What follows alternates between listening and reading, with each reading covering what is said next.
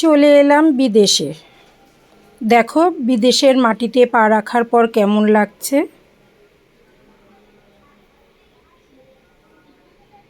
একদম ভুল ধারণা তোমাদের, এটা আমাদের কলকাতা, কলকাতার দক্ষিণেশ্বর মা ভবতারিণী ফেরিঘাট।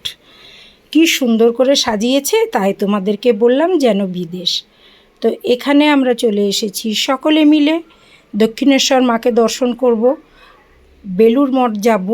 আর বেলুড় মঠ আর দক্ষিণেশ্বরের মধ্যে মেলবন্ধন কিন্তু ঘটিয়েছে এই যে বালি ব্রিজ, নিচে গঙ্গা।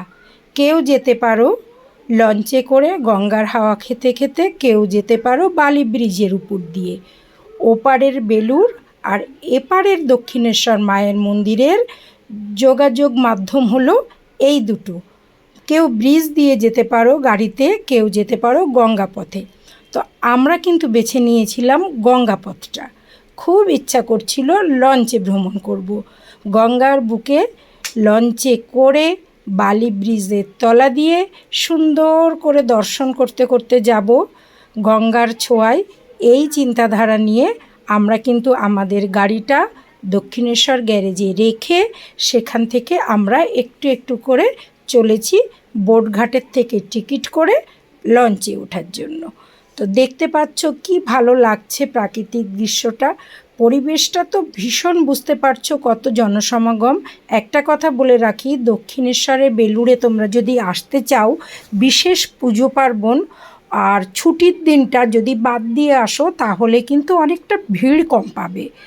পুজো পার্বণের দিনগুলোতে তো অসম্ভব ভিড় হয়, আর ছুটির দিনটা এড়িয়ে আসবে। একদিনের ছুটির জন্য কিন্তু বেস্ট, মানসিক শান্তি, পুজো দেওয়া, একটু ঘোরা, সব কিছুর জন্য।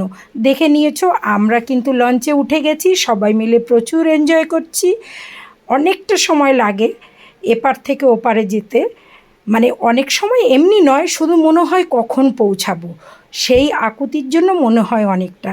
তা দেখতে পাচ্ছ এই মুহূর্তে কিন্তু আমরা বালি ব্রিজের তলা দিয়ে যাচ্ছি একদম আমাদের লঞ্চটা।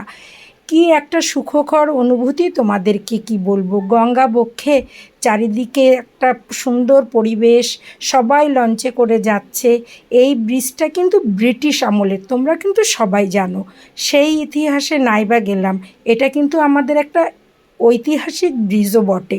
তো সেই ব্রিজটা দাঁড়িয়ে আছে, আমরা সেই ব্রিজের তলা দিয়ে যাচ্ছি।